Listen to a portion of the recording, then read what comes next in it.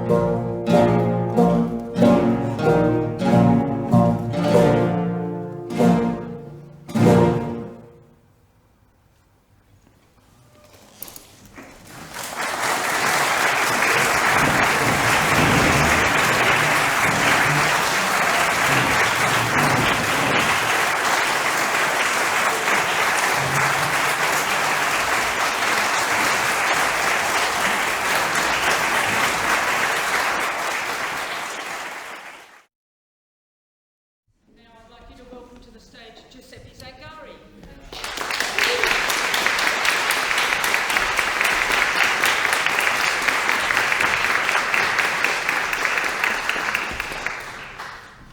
Thank you very much, Janet. Just wanted to say thank you to the Classical Guitar Society of Sydney for inviting me to perform at this special tribute concert for Philip Houghton. I was very fortunate to have worked with Philip around 2005-2006, just after I finished my Bachelor of Music degree here in Sydney. And he looked at music in a different light, and I was forever grateful and forever grateful to have had that opportunity. Just some of the things that I feel privileged to have witnessed were some of the technical things that he would discuss in a lesson that sort of just opened a lot of doors from a technical point of view, but also his intrinsic musicianship. And I'm forever grateful, and I find that I've been able to pass that on to some of my students. So some things about staying relaxed when you're playing, some practice techniques, the use of the sock when practicing. I know it sounds a little bit strange, but for those people who have had lessons with Phil, putting a sock around the strings and just working on staying relaxed and working on the mechanism, the mechanics of the rhythm.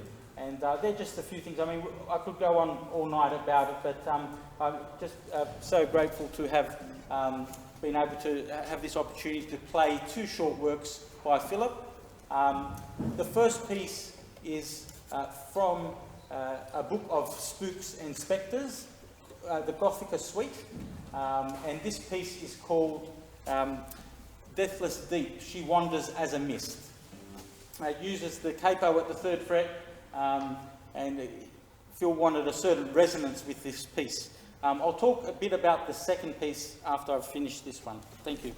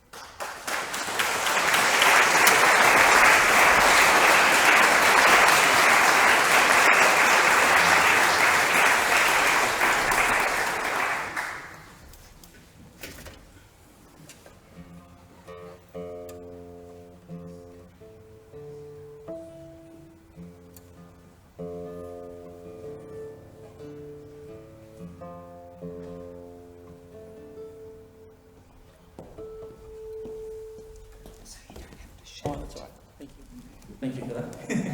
That's nice. So the next piece we're playing is called Kinkachoo, I Love You, and it's a classic for solo guitar around the world. It's loved by many guitarists, professionals, students, and the two pieces I'll be playing, or the one I just played and this one, are listed on the A&B syllabus, and the music is really appealing to students who, you know, are after something a little bit more contemporary, modern, and explores the guitar through colour, and that's really what you know, Phil's music is about. But this piece was written for Lyndall Gerlach, the artist, and it was written in 1998, and it was premiered in 98 in Queensland by Evangelos Karavitis, who was Angelo, who was a great friend of Phil, and Phil would often talk about Angelo in the lessons. Here, he writes on his music, to Lyndall, to all my friends, life, love, and the whole mysterious, beautiful things. Kinkachoo, I love you. The kinkachoo, a mythical bird, once wounded in the spirit realm, heals and flies into the world.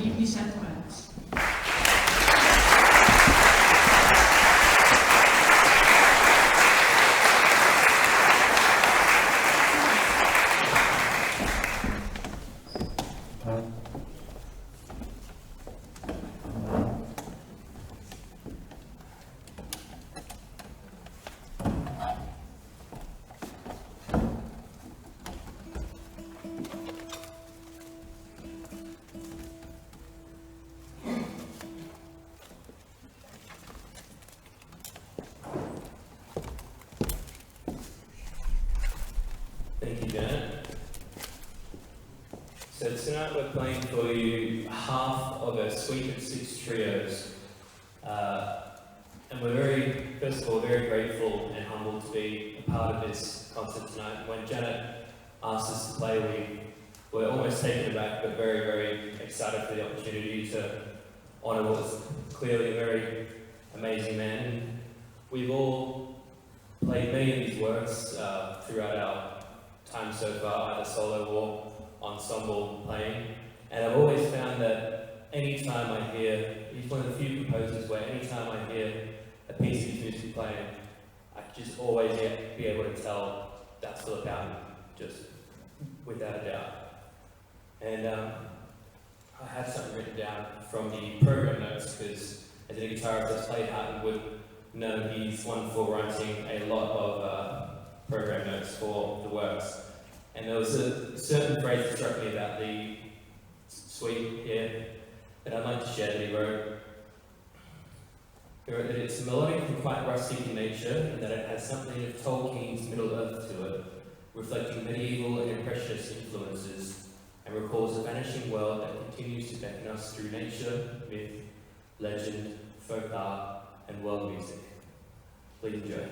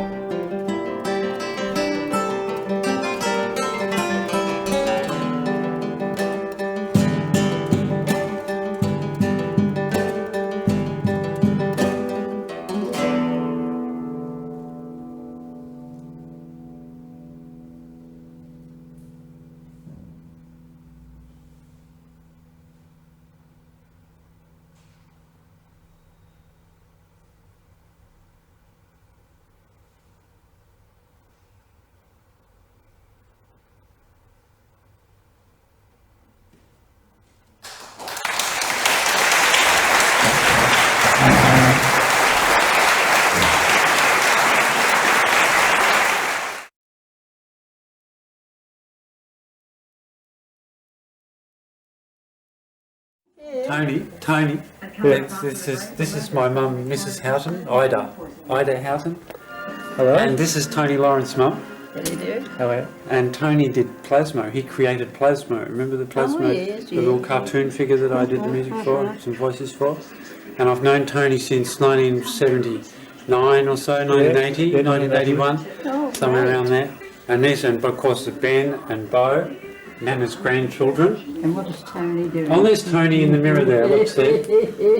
Oh, look at that. Technology exists. Yeah, see? Look, see, there we are. Have a picture. Everyone. Oh, gosh. There's a painting I did when I was about 6. And I can just imagine, see the bird? When you're 6, well, that's pretty Get a close up on that bird and pull out.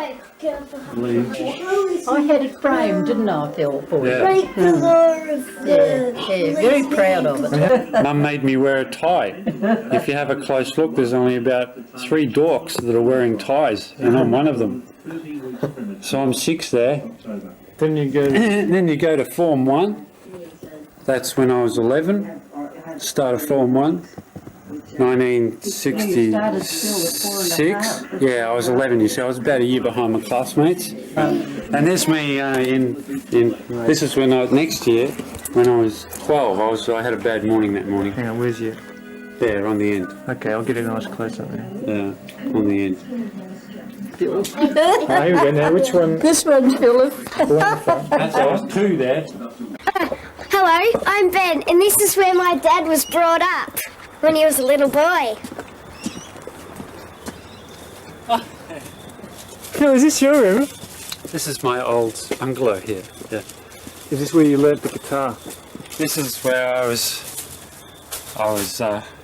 sent into exile from the family house. Yeah. So this is where I grew up, and now it's just a junk room. You can come in and have a look if you like. So how many years did It's you a live? junk room and storeroom. Oh. I should show you. Did you used to have posters and stuff on the wall? Oh yeah, this used to be a great room. This used to be a really good bungalow, but now it's just a junk room. Just You a see- storage room. I did these when I was 15. I remember that. Yeah. You see? Yeah. Bit like corridor. Looks Don't you like think? it looks like it's made out of brick. It is. Did you carve that? I used to work at a brickworks. You carved that out of a brick. Yeah. That's pretty solid. Yeah. Yes, Wow, it certainly what a is. work. Very good. Very Did excellent. you use your teeth to do that? Oh, you had a. No, I used my nose to do that actually. I had very good. And here is my version. That's Joe Frazier. Very determined person, Joe. Very determined. They're my bookends actually that I've used to. Record collection, Jimi Hendrix. My sound system that doesn't work. Yes, and taught myself music. Did you spend a lot of time in this room? Yep. Yeah, I played Jimi Hendrix very late at night here. And from here it was really good because I could throw apples and nectarines and all sorts of things on my neighbour's ceiling. Did you used to Maybe climb it's any roof. trees at the back? That tree. His dad had a vegetable, this was his garden here, and I used to sit in the middle of it and listen to albums and play Jimi Hendrix and everything. And my favourite tree was this tree behind here. Did you get into trouble for climbing that tree? Oh yes, yes. I used to go right up to the top and shout out names to the neighbours. That's my school, yeah, that's my primary school. Wow. So you could have Jump the fights, fence. jump the fence, and you could exchange in a sort of a rock Yeah, throwing contest with you. Yeah, that's right. That's a shortcut for my friends when I was a kid. And if the principal could see me leaping over the fence here, he'd say, Houghton, Houghton, go and walk around the block. And over here there used to be a chook pan, and I used to jump off it with a towel around my As if shoulders. you're Superman. Superman. Excellent.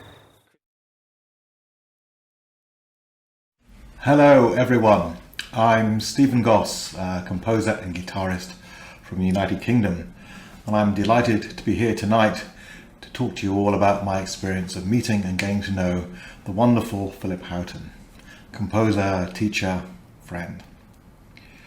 When John Williams invited Phil Houghton over to London a few years ago, John insisted that I meet him and get to know him a little bit, and of course I agreed. It was a good opportunity to see someone whose music I'd known for many years. And we met, and within a very short space of time I knew that Phil was someone very, very special, and that he was different from many other musicians that I knew. Our first conversation went into depth about all manner of things related to music, the arts, the world, everything, philosophy, and I decided to try and spend as much time as possible with him while he was in London. And over the course of the next few days, we discussed many things in a great deal of detail. He talked to me about ideas of the method, as he called it, instead of method, bringing myths into what he was doing. Also, he described his dislike for what he called academics, which are bloodless academics. Phil was someone who was kind of outside the kind of academic world that I know so well and I inhabit for most of my life, and it was just incredibly refreshing to see someone with so many fresh, new and original and brilliant ideas. So it was a real privilege to know the man. When I went out to Australia the year after I met Phil in London, I organised my timetable so that I could take 3 days clear in Sydney just to spend some more time with Phil. Just talking and walking and discussing. I feel I learned a great deal from him, even though we only knew each other a few short years before he sadly passed away. And his emails I still keep and treasure, and the kind of the banter that we had when he finally got set up online and we were able to communicate. His music is heard all the time, and every time I hear it I'm reminded of how wonderful it is. Only recently I heard a young player play the Ophelia Haunted Sonata, and it was so touching, so moving, so wonderful, and so very much Phil. Many of his other works too are pieces that I treasure greatly, especially having spoken to Phil about them and learned a little bit about his thinking and his writing methods. His guitar teaching was also quite remarkable, and we talked a lot about pedagogy as well. One of the things I really liked about his approach was his idea that he would always say to people, listen to your body. Your body will tell you what's good, what's not good, but you must be in tune with your body. And this is something I still bring into my teaching on a kind of weekly basis. This idea that we must pay more attention to our bodies and how our bodies feel when we're trying to do certain things and certain aspects of our playing. Of course, he died tragically young and very suddenly, and we all wish we'd spent more time with him. But all I can say is that I'm absolutely delighted that I got to meet him, got to know him, and got to call him my friend.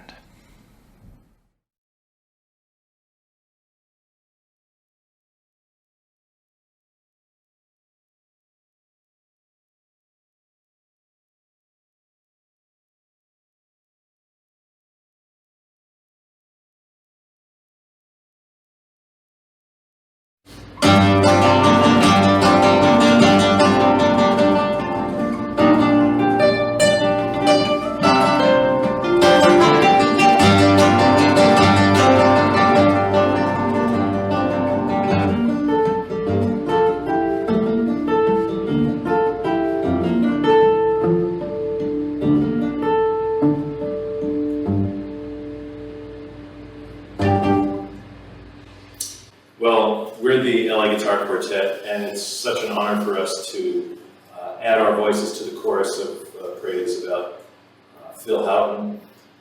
In fact, we dedicated our most recent album, Opalescent, to his memory. We played some of that piece, Opals, and also his quartet arrangement of Wave Radiance.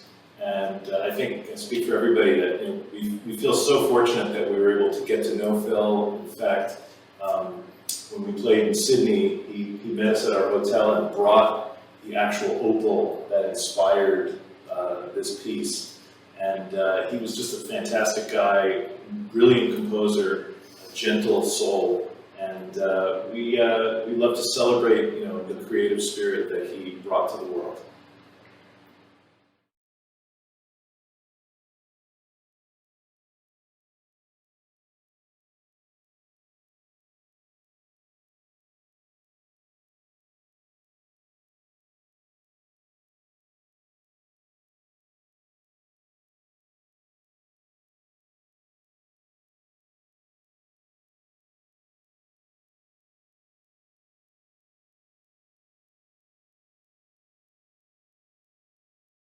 Philip's music is one of the most colourful and original compositions for the guitar ensemble.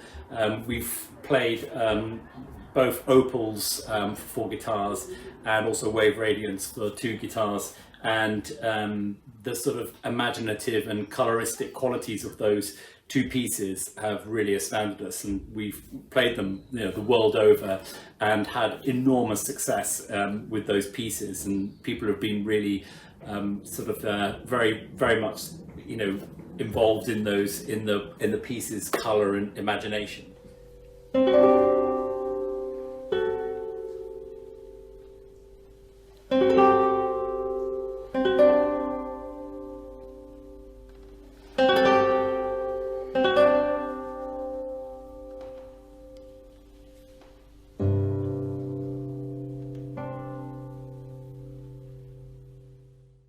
What makes Philip's music so incredibly original is the fact that he has an intimate understanding of the guitar, and he writes using the instrument to its full capability, and he writes with a very interesting voice. It is about colour, it's about space and detail in articulation and phrasing, and actually when we've performed any of his pieces, although in many ways they're very abstract, they connect with the audience immediately.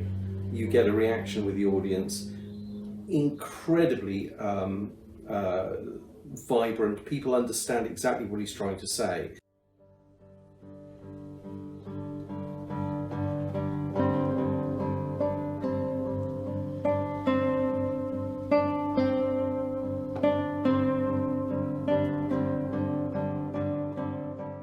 I mean, the detail in the score is something sort of really unique. I actually really love looking at Philip's scores.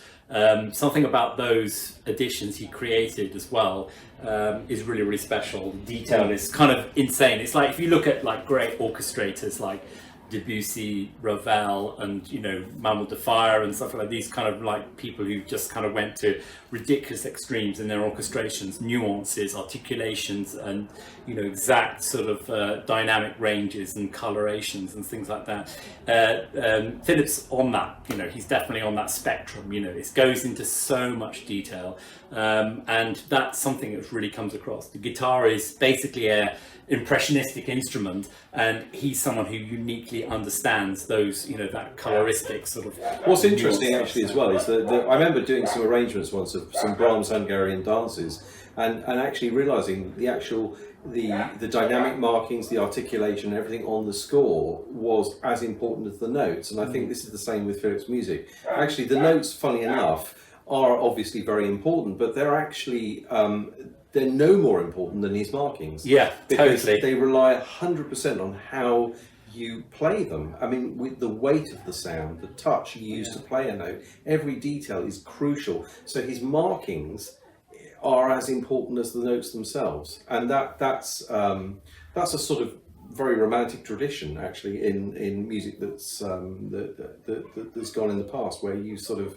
it's not just about the score, it's about how you treat the score and the details and the markings on that score, and no one could be more clear than Philip, really. I think a great example of that is Wave Radiance, which is, you know, when you look at that, he's effectively, in a very simplistic way, it's just a whole succession of minimalistic chords which are transitioning and changing, overlapping and layering up and stuff like that. So, and the dynamics are sort of going in and out, they're sort of phasing.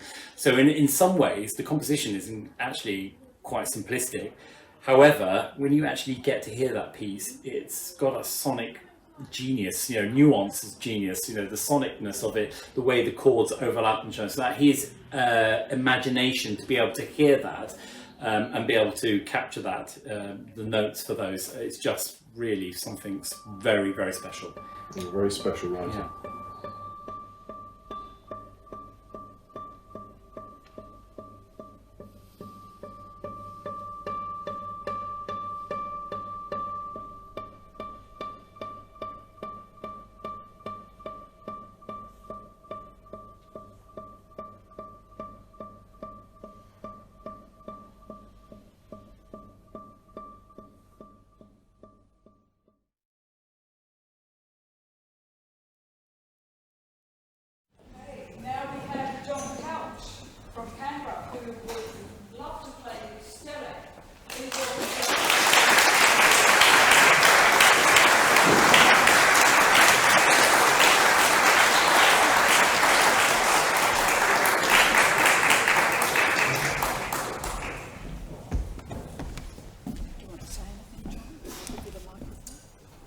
want me to say something? Okay. Oh, I'm good. I'm good.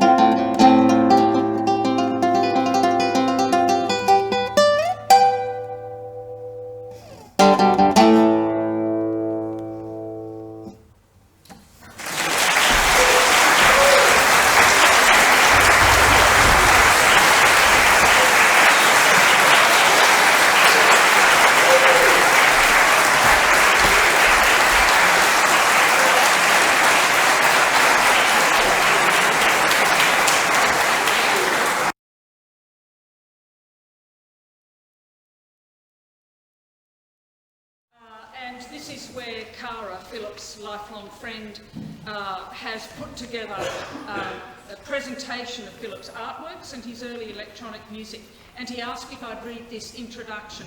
Kara couldn't make it up from Melbourne, but he sends his warm wishes for everyone here tonight. And he said the word ambikinesis is Phil's word. It means ambient, kinetic, suggesting an act of stillness or static dynamic. In putting this presentation together, I have tried to draw a parallel between Phil's visual art and particularly his electronic music through his use of colour, tone and texture. Phil would always cite Jimi Hendrix and his exploration of sonics through feedback as a seminal and fundamental influence. Hendrix inspired Phil's lifelong exploration of the nature of sound. A similar fascination with light is evident in his drawings. I thought that many would not have been acquainted with Phil's art outside of the classical guitar, and that this would introduce people to another side of Phil's creativity, and that's from Kara. But first, another little part of Phil's creativity.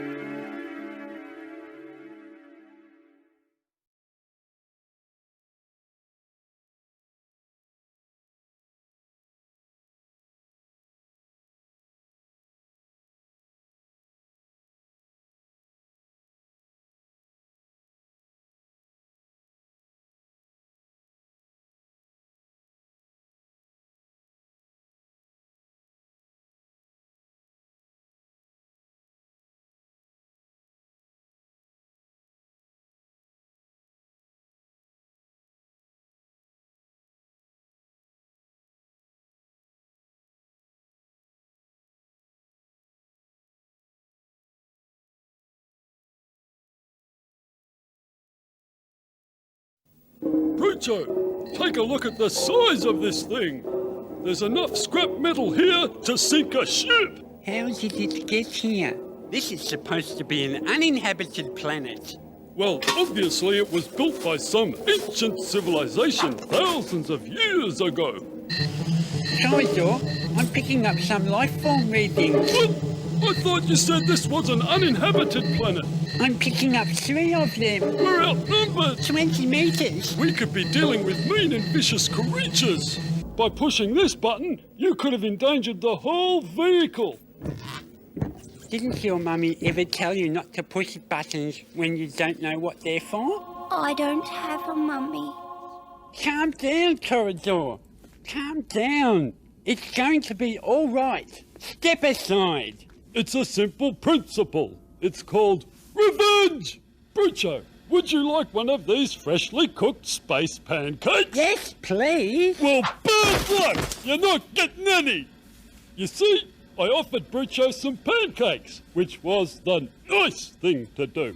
And then I refused to give him any, which was the selfish thing to do. Thus, in one act, I achieved the perfect balance between niceness and selfishness. The moonship's out of control and I have no idea where we're heading. Okay. So what's the good news? That was the good news. Well, what's the bad news? We're out of hot chocolate. What? How am I going to sleep tonight? Well, if it does finish, what comes beyond that? Maybe a brick wall. Can we stop this nonsense? Who'd be stupid enough to build a brick wall around the edge of the universe? They're more likely to use some sort of roofing tile. Far more economical. Now everyone get to sleep! Good night, Corridor. Didn't I say good night to you before? No. Well, good night then! Foul, miserable weather! It's been raining like this for weeks! I'm sick of it! Stuck in this gothic fishbowl! I'm going mad! Aren't you bored, Brucho? How can you just sit in the bath all day doing nothing? But I am doing something. I'm reading. Oh, no, you're not. You're just looking at the pictures. Well, I once saw a planet that was turned completely inside out and covered in liquid metal. That was a video game, you dummy. Ah.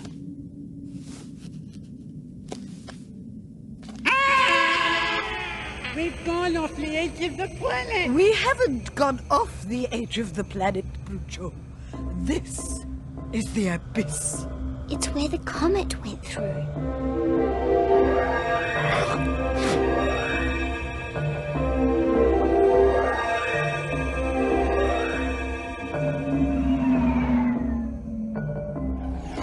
I thought you said this was a dead planet. They came after. Mostly tourists.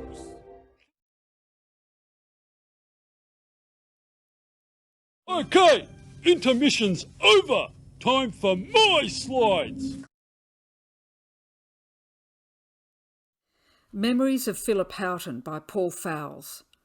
It was June 1995, and I'd just taken my first steps on Australian soil, or Terra Australis, to borrow the title of a characteristically succinct work by our old friend Stepan Ruck. My task was to report on the Darwin International Guitar Festival for the then thriving but now defunct Classical Guitar magazine. Welcoming though the natives were, the fact remained that I was an outsider who knew hardly anyone. So you can imagine my relief when an attractive woman in her 30s, having become aware of what she charmingly termed my English baritone, invited me to join her and other festival goers for drinks at our bungalow. I should explain that the festival, presided over by one of the guitar world's truly great events organisers, Adrian Walter, was based at what was still then named the Northern Territory University. Most of us were billeted in single-occupancy student rooms, but others, usually couples or family groups, were housed in more spacious units referred to as bungalows. The lady who'd come to my rescue was Lyndall Gerlach, partner of an Australian composer I'd heard of, but whose music I didn't know. His name was Philip Houghton. What I did know was that Australia had its own unique and enterprising guitar culture. This early awareness was based largely on a well-thumbed review copy of an anthology published in 1990, edited by Richard Vella and titled The Australian Guitar Solos. In that collection was Threnody for Chernobyl by Richard Charlton, born in England but long resident in Australia, and most importantly present at Darwin in 1995. Soon, quite possibly during Phil and Lyndall's soiree, I would meet and become friends with Richard Charlton and his partner, later wife, Fiona, to whom I offer my warmest congratulations on their recent silver wedding anniversary. But then there was a gentleman I'd noticed earlier in the evening, tall, thin, and attired in tight jeans and a colourful patterned shirt. It soon emerged that he was one of those rare personalities who somehow managed to be both striking and unassuming at the same time. So it was that I made my first acquaintance of Philip Houghton. Thanks to Philip and Lyndall, I became part of an ever-expanding circle of like-minded spirits, some of whom had flown in from other parts of Australia, others from the world beyond. It became our habit to gather for after-dark outdoor refreshments at a circular concrete table Phil christened the Donut. As I recall, Phil made it to Darwin just one more time, in 1997. He and Lyndall eventually went their separate ways. However, communication with Phil was established for keeps. For every typewritten letter I sent him, he responded with a multi-page, handwritten missive that, like his scores, was a work of art in its own right. In the margins were additional thoughts and clarifications in tiny, yet always legible script, a private manifestation of what he himself later referred to as Phil the Reviser. Despite Phil's early exit from Darwin, I had the great privilege to remain abroad, reporting on all of Adrian's star-studded offerings, except the inaugural 1993 event. My later itineraries always included a self-financed domestic flight to wherever Phil was living at the time. This led to addresses in Brisbane and later in Sydney, one of which was the converted garage at Simon Marty's house on Corunna Road. On the wall of that garage, if memory serves, was a copy of the Millet painting that inspired Phil to write Ophelia, a haunted sonata. This leads us indirectly to the loft at my own humble abode and a box file that stands out from all the others by virtue of being green, my favourite colour since childhood. This is the Phil file, and it contains, amongst other precious memorabilia, 2 signed copies of Ophelia. One bears the subtitle Final Revision 2007, the other 2010 revision. Phil the Reviser he most certainly was. It's difficult to describe my visits to Phil without resorting to the overused term idyllic, long, lazy days just hanging out and discussing any subject that caught our attention. Not that my time spent with Phil was without incident. I happened to be there on that fateful day when Ben, the second of his 3 sons, sustained a facial injury that was to change his own life and the lives of those around him. A happier episode was when Phil and his then partner Debbie entrusted me briefly to take care of their son, Phil's youngest, Ethan, who was still a baby. Since it was never my destiny to go forth and multiply, I didn't have the faintest idea how to deal with a lachrymose infant, and adopted a damage limitation strategy of doing nothing more than assure him, in a language he didn't yet understand, that everything would be fine. The half hour before Phil and Debbie returned was the longest I've ever endured. Ethan won't remember this, but it'll stay with me forever. On a visit a few years later, Phil, the ever hands-on father, spent hour upon hour partaking in endlessly repetitive outdoor games of Ethan's own design, giving every impression that he was having at least as much fun as his indefatigable young playmate. By then, Ethan may well have been old enough to store this as a distant yet vivid childhood memory. Let's hope so. My final encounter with Phil came much closer to home. It was June 2015. John Williams had put together a team of players for a London performance of The Light on the Edge and arranged for Phil to be there in person. To say Phil was inspired by the energy and colour of London life is an understatement. His first-time visitors' desire to make it his permanent home was entirely understandable, but as anyone who spent longer than a weekend break in London will know from experience, had daunting financial implications. Since this was just a flying visit, it was right and proper that Phil should want to do the tourist thing. There were two places he was particularly keen to see: the former Samarkand Hotel where Hendrix spent his final hours, and Lord's Cricket Ground. This presented an interesting mix insofar as I'm a long-haul Hendrix devotee, albeit lacking the full force of Phil's passion and encyclopedic knowledge, but can't stand cricket. However, Phil's all-conquering love of the game, combined with his justifiable pride that his mum once made trousers for a cricket player named Donald Bradman, triggered a near supernatural capacity in anyone around Phil to suspend disbelief. For the duration of that day, his no negatives vibe ensured I was as much into cricket as I ever was into Hendrix. My short homeward journey to Manchester came before Phil's long airborne trek south, and we exchanged farewells on a street nearby where he was staying. For some time, we'd been discussing the idea of putting together a book about Phil, his life and his work. Many doors were yet to be opened. I knew a little about Phil's artwork, but nothing at all about his electronic music until Kara, Phil's publisher and lifelong friend, kindly allowed me to access some unreleased material after Phil was gone. Perhaps most significant of all, I'd never got within a country mile of establishing how and when Phil obtained the technical skills required of a composer. It's all very well having amazing sounds swirling around in your head, but that doesn't necessarily mean you can notate those sounds in a form that enables other musicians to bring it all to life. The question of how Phil acquired that skill is one that some here today may be able to answer with ease. However, despite all the hours Phil and I spent discussing his music and the music of countless others, no answer ever came my way, as though Phil himself wasn't entirely sure of how he did it. As we walked away in opposite directions, Phil turned around 2 or 3 times and called out, "Paul, see ya!"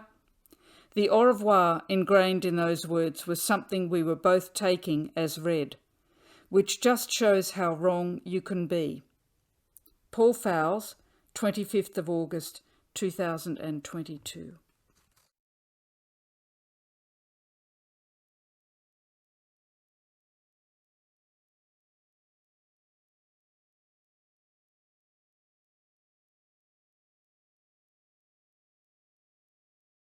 So to follow from what Paul Fowles said about Phil and his creative process, I recall Philip stating emphatically, "I don't have one." Each composition is a world, its own unique entity. I feel like I'm commuting with some kind of energy, an energy that's internal, ancient and very now. It's like the heartbeat of humanity. I commute with it and write its song, that's all. So someone else who has written down his own unique entity is Paul Nash. Please welcome him to the stage to play his composition.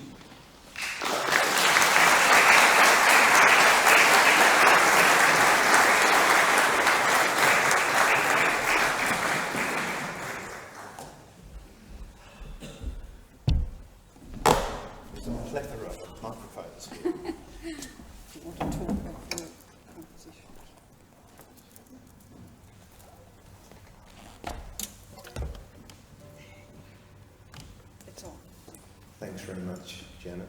And thanks for the opportunity for to play at this wonderful event. We had an event soon after Phil passed away down in Victoria. I'm the president of the Victorian Classical Guitar Society, which, as you can imagine, is the sworn mortal enemy of the Sydney. And it was, so you can imagine my surprise when the phone call came with the invitation to play. I mean, I was just astounded, really. No, we're actually very close societies, of course.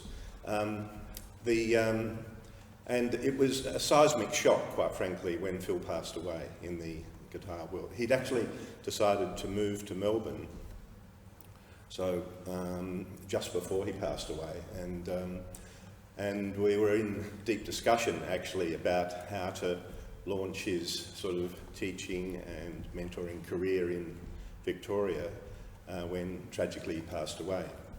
I first met Phil back in, and I'm a little hazy on the dates, but it was about 1991, when I contacted him with the proposal that a few of us were going to get together and play an all Philip Houghton concert in a number of locations around Melbourne. This was, of course, a little bit unheard of. I mean, to play just a single composer who many people wouldn't have known at that time, and just to play their works in a concert. And a number of us combined to do that. And we arranged for Phil to fly down to, so I played Stélé for him, and he gave me lots of spots to improve. You know, he was always good at letting you know the bits that weren't good. Anyway, but there was one thing he introduced me to, which I'd never heard of before, which was the double rest stroke. You know, and in the first movement of Stélé, that when you move up to the higher regions of the guitar, there are notes that are fingered on the first and the third string, and they can be played, he pointed out, with a double rest stroke, which I'd never heard of before, quite frankly. So he had all sorts of creative ideas, both technical, musical, and in all sorts of other ways, about how you would play his music. Of course, we all know, if we're guitarists, all of the annotations on his music that are sometimes difficult to interpret and realise, if you like. You need him there to tell you what he meant and what that means for you, and so on. Anyway, I decided to write a piece which I did play at his memorial in 2017, an early version of it, and tonight I'd like to play the full version. And it's really just my own reflection on Philip and his music. So it builds on three ideas, really. The texture of some of his chords in pieces like Ophelia, which you'll hear later. The rhythms that he conjured up and used so effectively and quite creatively, and the colour. I mean, many people have mentioned that this evening. The colour that he would instruct or else want you to play for particular nights. So they're the three things I built on for this piece. I called it, by the way, Tombeau sur la mort de Philip Houghton, which is an old kind of striking title from the Baroque. There was another sort of lesser composer, Sylvius Leopold Weiss, you might have heard of him, who composed Tombeau sur la mort de Monsieur Comte de Logis, and it uses that formula, if you like. A tombeau in those times was a piece. It means, literally in French, fall. And it's a piece, pieces were composed to be played at the burial site of other famous people and musicians, tombeau. And so it's a piece in that kind of strain. Thank you very much.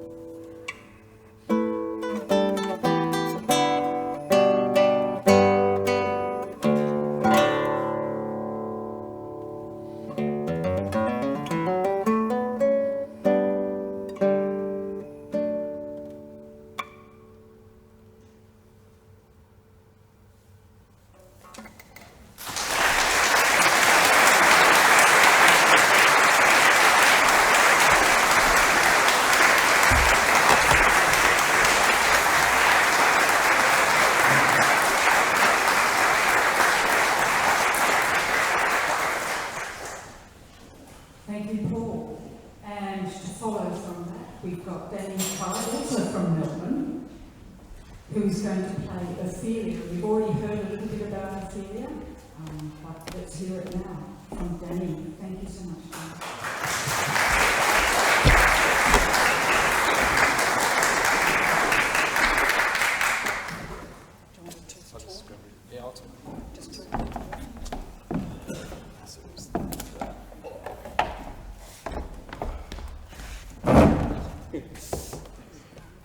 Cheers, thanks Janet. Cheers. I won't say too much. I was just going to say a little bit about the last time I actually saw Phil. It was in 2017, and he came to the rehearsal that we were having in the Melbourne Guitar Quartet in my shed in Coburg. He was just living in Brunswick at the time, so it was really only a 5-minute drive away. And he came up to hear us play News from Nowhere. We were playing in our next program at that time. And you know, he's sitting on the floor and air drumming and talking about John Bonham and all these things. It was a very Phil experience, and I think I kind of echo what Paul Fowles said when I think about that. I thought, gee, I thought we were going to get to do a bit more of that sort of stuff. So anyway, this is Ophelia that you heard Steve Goss talking about in his video tribute.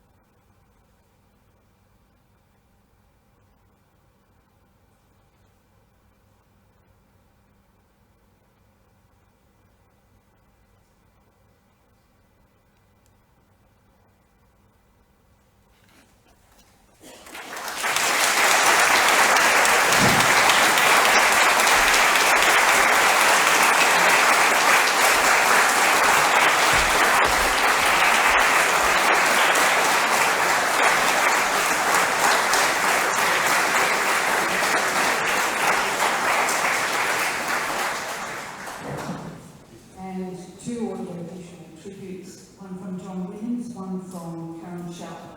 When I asked some people to do tributes, I did say to them, could you make it between 3 and 5 minutes? And both of them have applied flexibility to that. But I didn't want to take the liberty of editing that, even though both of them had said you can edit if you want, and I dare not edit any of their words. So please sit back and enjoy John Williams' thoughts on his thoughts on Philip Houghton, and followed by Karin Schaupp. Thank you. I first met Phil back in the, must be the 1980s, 40 years ago nearly, when he was very young and I was half young. And I thought, probably like a lot of other people, that really interesting, lovely guy, a little bit eccentric, and maybe could do with his music, could have some formal training, might help to give it shape and that sort of thing. So those two aspects I found out pretty soon were totally wrong. And I think other people probably have hopefully found out the same thing, because he's not in the least bit eccentric, but he's very unusual. He's a very unusual mixture of personal qualities, musical qualities, and with those integrated with the real world internally and externally as a person. And as a composer, I used to think perhaps he needed a bit of formal training for his pieces. But of course, not knowing him very well, I didn't at that stage know how amazingly he was going to develop as a composer, totally under his own steam. I think the thing with Philip is that he is so at one internally and externally with the world, the natural world, the visual world, and the world of sound, which mainly in his case, obviously, as far as the sound goes, comes through the guitar. And anyone that knows his scores will see how expressive and how detailed he was with his, in one way we could call them instructions as to how to play it. What they really are insights into how those sounds reflect his inner feelings. And in that he was far from being eccentric, but very unusual. A touch of genius in him, definitely. And I think as he developed over the years, this became more and more of a very substantial, creative person. On the personal level, having met in I think it was the early 80s, I got to know him as much by meeting him on various trips to Australia from where I'm talking now in England, as through his letters, his very long letters, which were actually wonderful and a great treat to receive, even though one couldn't reply in the same detail. But I know that many other people had the same correspondence with him. Steve Gray, an English composer and pianist, keyboard player, jazz pianist as well, who I used to play with in the group Sky. Through that, Philip was introduced to Steve, and they continued a long correspondence from Steve's home in the West Country in England here. And that was very valuable to Philip. And every time I saw Steve, he'd say, I've just had another long letter from Philip. And the same goes for many other people. I think now Steve Goss, the English composer and guitarist, was undertaking the same kind of correspondence. So I think in the end, what we're left with Phil's music is a wonderful contribution to the guitar repertoire, both the ensemble guitar repertoire and the solo repertoire. And they're very, very original and creative. They're very specific to Phil's own personality. They reflect his own personality. And they're not the result of some teaching which he might have had, formal teaching. They're the result only of his intense feelings, his relation to nature, both visually and orally. He was a lovely illustrator and painter. We have a very lovely painting that he gave to us on his last trip here to London. In fact, his only trip to London. He came over when I was curating a little series of concerts at London's Globe Theatre. That's the Shakespeare's Globe Theatre. And that was a few years ago. And he came over as his only trip to England, sadly. And he had a wonderful time, and we were able to get him. He was put up by some friends of ours down the road, so we saw a lot of him. and he had an absolute ball. He was in a seventh heaven. He couldn't believe it. We would walk along the Globe Theatre's by the Thames in London, and we would walk along there, and he would point out. He said, "Oh, that's Christopher Wren. You know, Christopher Wren, the architect of St Paul's Cathedral. There's his little cottage, you know, and it had the little blue plaque on the thing." And Phil was absolutely taken with that. So that's a lovely memory to have of him. And but finally, I just have to think of him as what he left us through his music, which is beautiful in so many different ways, but so totally him, that the way it reflected in the language of the music, but also in the actual sounds on the guitar and the dynamics that he wrote into the score. I mean, one in particular I remember is the beautiful piece Stélé, 4 movements. The second one, it's called Bronze Apollo. It begins with this fantastic chord, and not that everything that he wrote was descriptive in this way, but that particular chord, you did feel the ring and sense of this bronze statue.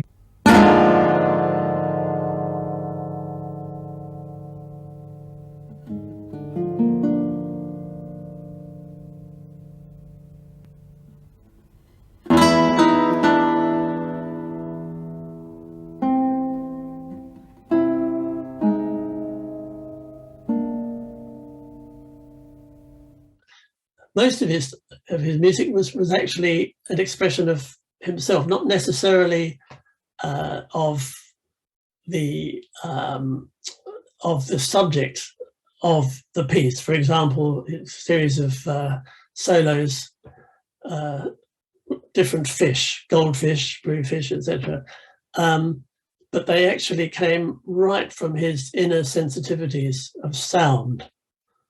And I think that related the same way that he felt about nature, he felt about things. I don't want to give the impression that to anyone that might think he's some sort of naive person who was all in his own world. He was totally integrated with the outside world as well. That's why I say he was not at all an eccentric. He was just a very unusual, creative person, composer with a touch of genius about him. And of course, as a person, you know, lovable and a wonderful friend to have.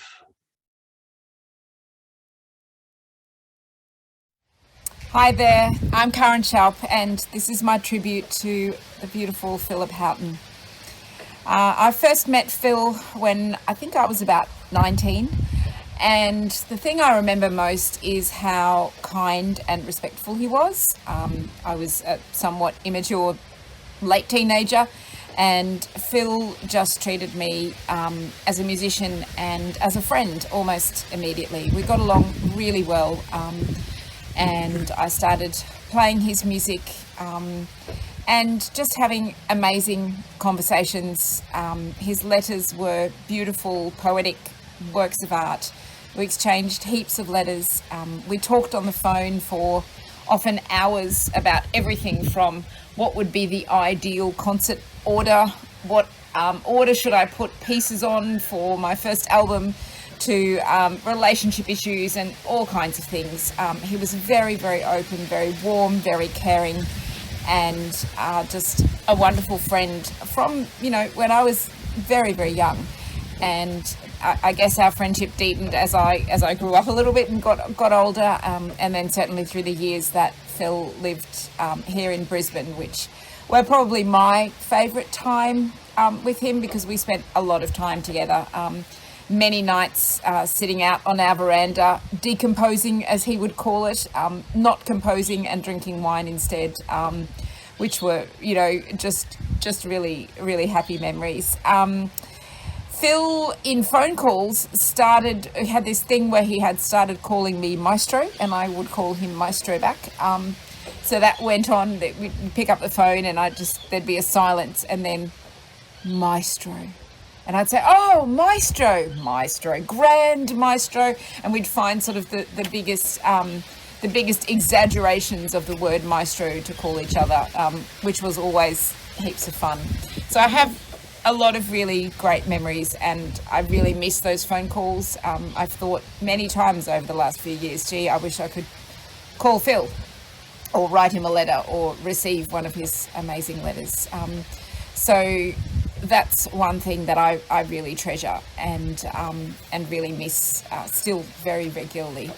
I think as a musician, he was just a genius, and I think all of his incredible editing and re-editing and rethinking his music has resulted in a series of pieces that are concise, without anything that's unnecessary, and just, you know, small and larger works of absolute musical genius, which I think will stand the test of time and become increasingly a staple in the guitar repertoire around the world, as to some extent, of course, they already are. And Phil's music, of course, is loved by people around the world and continues to be known more and more and played by more and more people.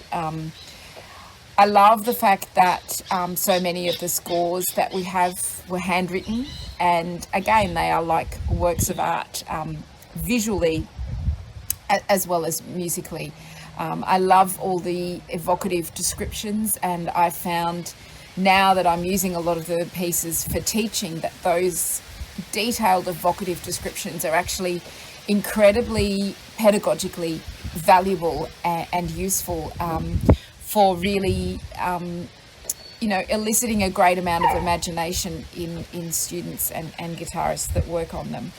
I think Phil's music speaks to everyone. It's music that people can listen to who may not be used to hearing classical guitar music, and then, you know, right through to people who are absolute aficionados of classical guitar music. And that again speaks to the quality of the music and the fact that it will have a very long life, I think. I have to say, despite all the details that Phil wrote in his music, I was extremely proud on a couple of very small number of occasions to actually convince him to change something. They were moments of great pride for me, just tiny changes, which of course for him were major changes. When he had agonized over something for a long time and I said, well, how about this? And at first he'd be like, absolutely not. And then I'd say, well, look, I'll play to you both ways. And, you know, and a couple of times I actually convinced him, and that made me incredibly proud, and actually also showed me that despite all his care and his thinking about things very carefully, he wasn't actually stubborn for the sake of being stubborn, and he was open to making things, you know, the best that they could be. And I know that he took suggestions from other people, and a couple of times he called me and he said, look, I really think it should be this way, but so-and-so has convinced me and I think they're right, and what do you think? And I'd say, you know, I'd say what I thought, and he would say, well, yes, I think I'm going to make that change. So they were really special moments. Something that a lot of people may not realise is actually what a great guitarist Phil himself was. Phil was an amazing guitarist, a really great musician, but also someone who was very, very capable on the guitar, and he taught a lot of people. I know a lot of people went for, you know, a couple of lessons with him through to a few years, and got a great deal out of it. And I know our discussions that we had, you know, sometimes we talked about one note for 15 minutes about how to make the perfect note, and they were really, really insightful. And I heard Phil play live, like, you know, just socially, but I also heard a lot of recordings that he had made, which sadly have never been published and which are of incredible quality. On a personal note, Phil lived for his kids, his 3 sons.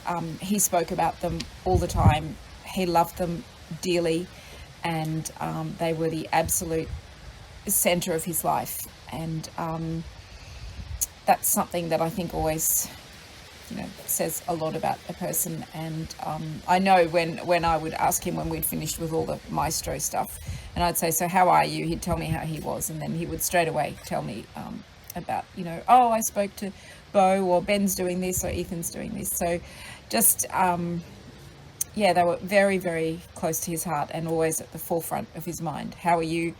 How are the kids? Straight away. Phil was an incredible storyteller, and anyone that knew him would remember being, you know, crying with laughter with stories that Phil would tell, and the characters that he would bring to life in his stories, and the nicknames he had for things, places, experiences, which were always really fantastical and creative and very, very unique and very Phil.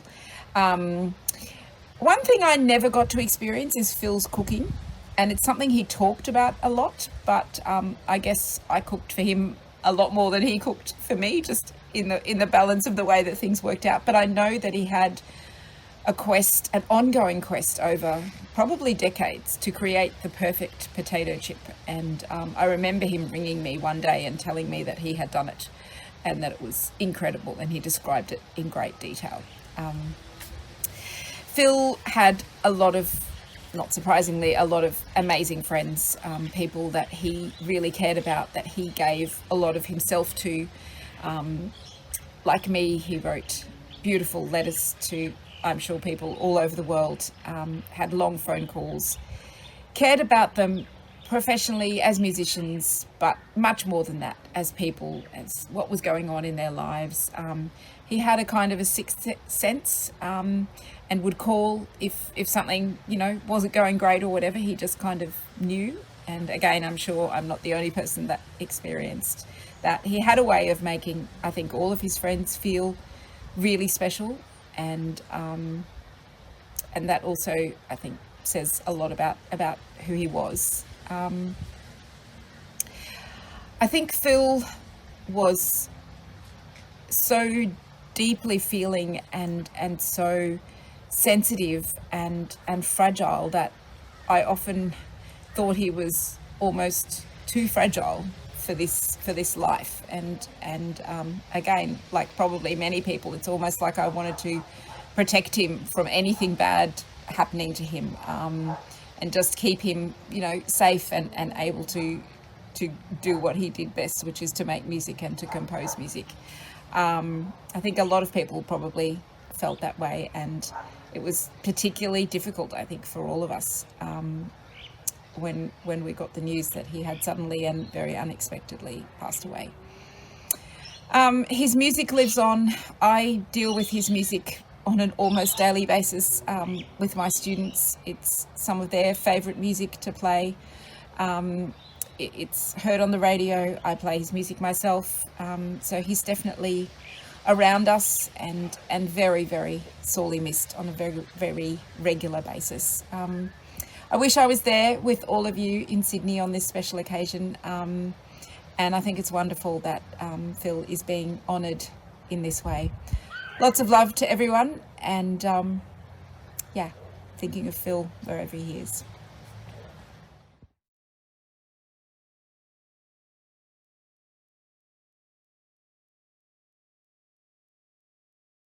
Okay, so we come to the final part this evening's very long concert, and we're going to play a work that Phil dedicated to us. It's called A Masque for Lady Nothing, and a masque was a form of medieval entertainment, festive grand court entertainment, popular in the 16th century, especially at the court of King Henry VIII.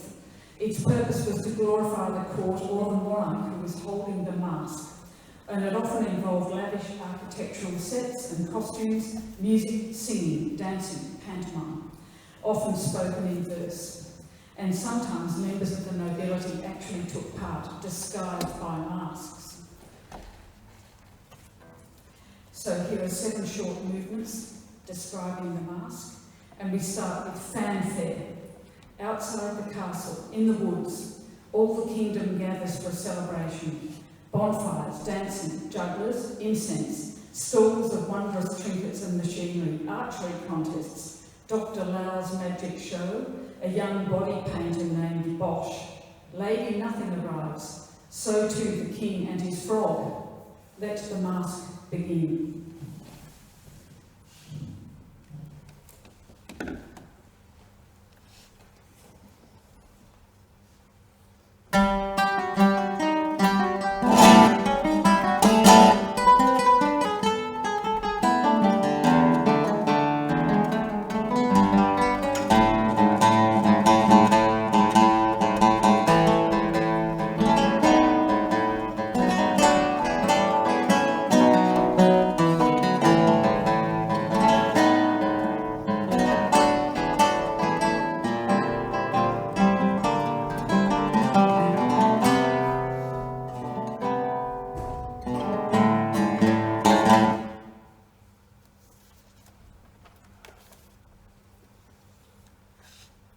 Bonsai garden.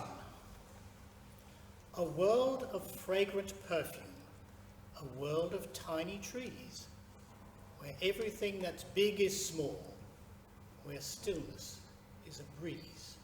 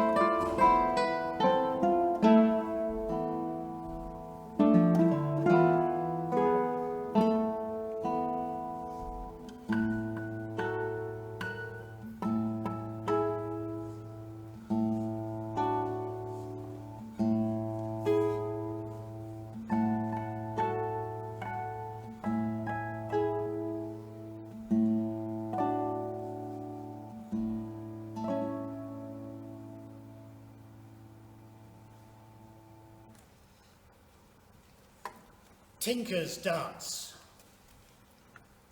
Bawdy, swaggering. Not too fast though. It seems they're all drunk.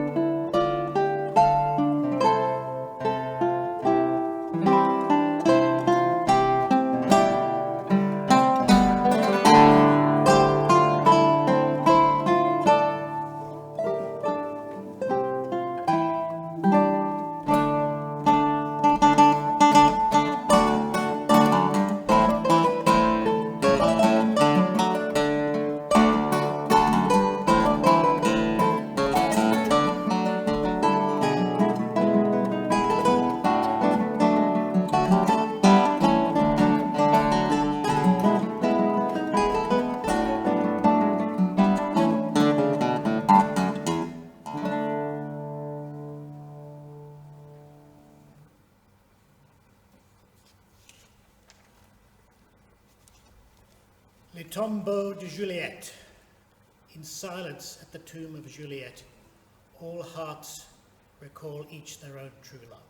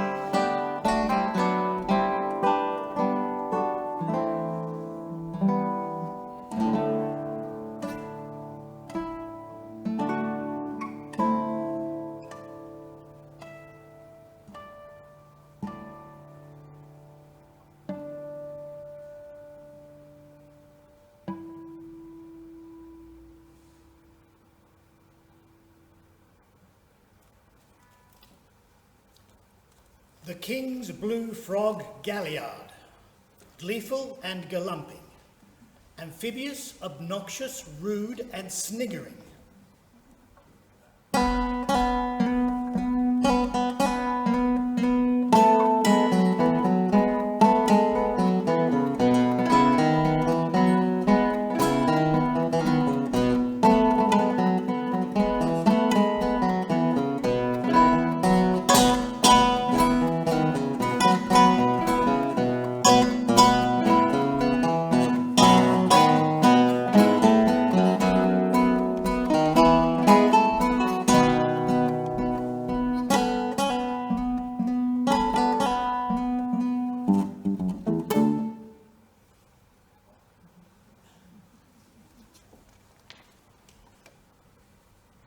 Lover's dance, gently flowing, entwined and graceful.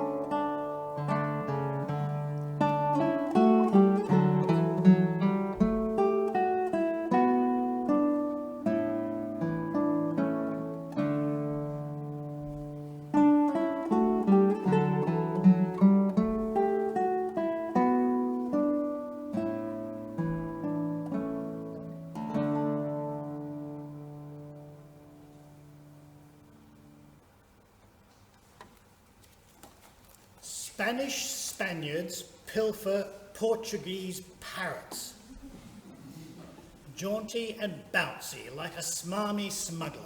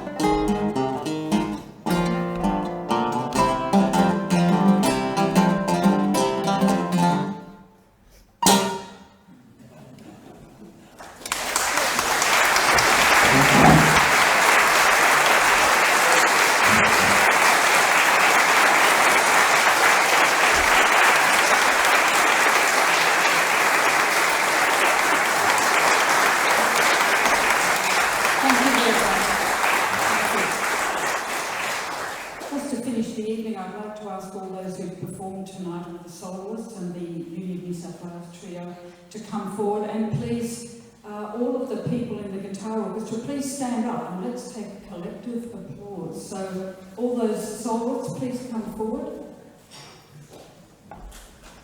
Yeah. Please applaud.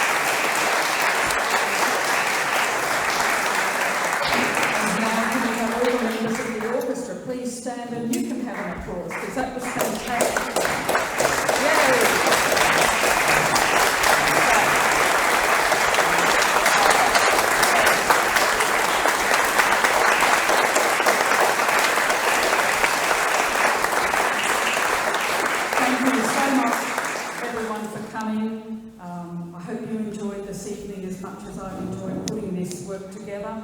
I want to thank all those in the Guitar Society, not only the Guitar Society Orchestra who rehearsed, as I mentioned, for tonight's performance, but all those who do the work behind the scenes, those people you see greeting you at the door, the people who serve you your wine and your tea and coffee, and who stay behind after the concert to help pack it up. We couldn't put on events like that without all these wonderful helpers in the Guitar Society. So thank you to all of you too, and please everyone have a safe trip home. Thank you.